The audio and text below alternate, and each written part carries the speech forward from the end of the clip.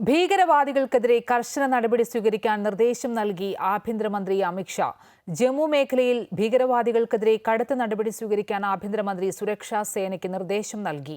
കശ്മീർ താഴ്വരയിലേതുപോലെ ജമ്മു മേഖലയിലും കർശന നടപടി സ്വീകരിക്കാൻ ഉന്നതതല യോഗത്തിലാണ് ആഭ്യന്തരമന്ത്രി നിർദ്ദേശം നൽകിയത്.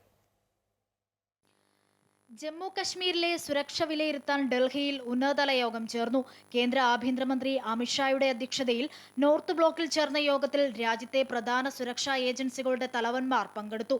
ദേശീയ സുരക്ഷാ ഉപദേഷ്ടാവ് അജിത് ഡോവൽ, ജമ്മു കശ്മീർ ലഫ്റ്റനന്റ് ഗവർണർ മനോജ് സിൻഹ, കരസേനാ മേധാവി ജനറൽ മനോജ് പാണ്ഡെ, നിയുക്ത കരസേനാ മേധാവി ലഫ്റ്റനന്റ് ജനറൽ ഉപേന്ദ്ര ദ്വിവേദി, കേന്ദ്ര ആഭ്യന്തര സെക്രട്ടറി അജയ് ഭല്ല, IB-യുടെയും CRF-ന്റെയും BSF-ന്റെയും ജമ്മു കശ്മീർ പോലീസിന്റെയും മേധാവിമാരുമായാണ് യോഗത്തിൽ പങ്കെടുത്തത്.